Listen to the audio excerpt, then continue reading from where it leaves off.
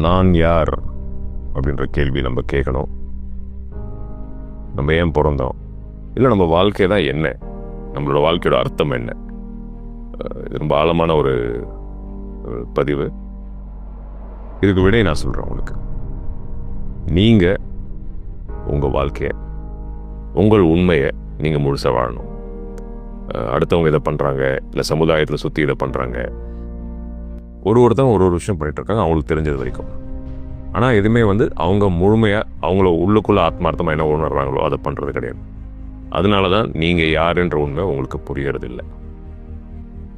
என்னோட பணிவான வேண்டுகோள், எதுவாக இருந்தாலும் சரி, கான்சிக்வன்ஸ், அதோட விளைவுகள் என்ன இருந்தாலும் சரி, உங்களுக்கு என்ன முழுமைன்னு தோணுதோ அதை முழுமையாக நீங்கள் செஞ்சீங்கன்னா அதுக்கான பாடங்கள் வேணும். உங்கள் ஆன்மாக்குள்ள அது ஆல்ரெடி இருக்குது. நீங்கள் எதுக்கு பிறந்தீங்க, என்ன செய்ய போகிறீங்க, அது முழுமையாக நம்ம வாழ்கிறது இல்லை.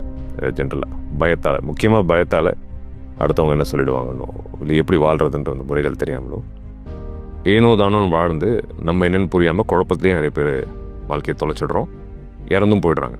அடுத்த கேள்வி வரும், எனக்கு எது சரின்னு எனக்கு எப்படி தெரியும்னு. அதுக்கு சில வழிமுறைகள் இருக்குது. நம்மளை உணர்றதுக்கு சில வழிமுறைகள் இருக்குது. வர பதிவுகளை நான் பேசுகிறேன் அதை பற்றி.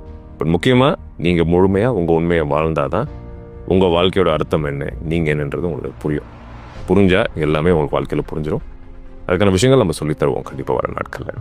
நான் எப்பயும் சொல்கிற மாதிரி உங்கள் எல்லாருக்கும் நான் இருக்கேன்.